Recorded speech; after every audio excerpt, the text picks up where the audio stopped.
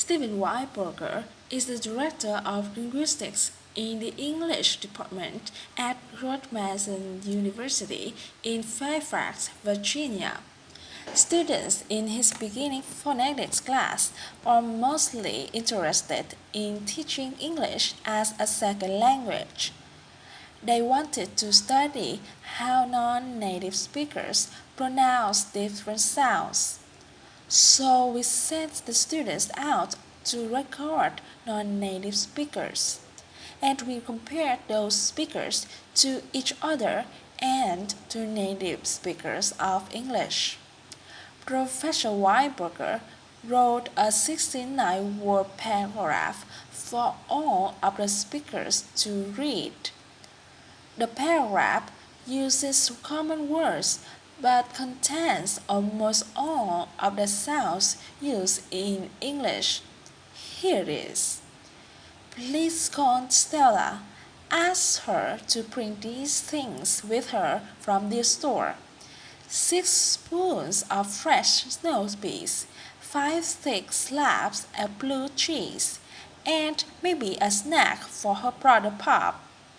We also need a small plastic snake and a big toy frog for the kids. She can scoop these things into 3 dress bags, and we will go meet her Wednesday at the train station. In 1999, Professor Weinberger put the recordings online. The Speech Accents Archive is for anyone who wants to compare and analyze the accents of different English speakers. Some people think the archive would be better if it included natural speech. People talking freely, not just reading the same words. Professor Weinberger recognizes the strengths and weaknesses of his site. The biggest plus, of course, is that it is so uniform that you can immediately compare a Kiswahili speaker to a native English speaker.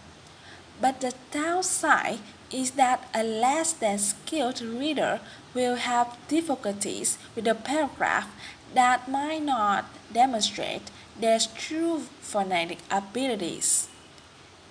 People often use sounds from their first language until they can reproduce the ones used in the language they are learning.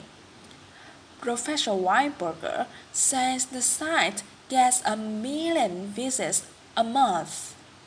We get notices from speech pathologists, from computational engineers who do speech processing, from PhD students who want to do research on bias and accent judgments, from actors who need to learn a special part. The archive contains more than 1,500 recordings. Professor Weinberger would like more people to send in their own samples. There are about 6,000 languages in the world today.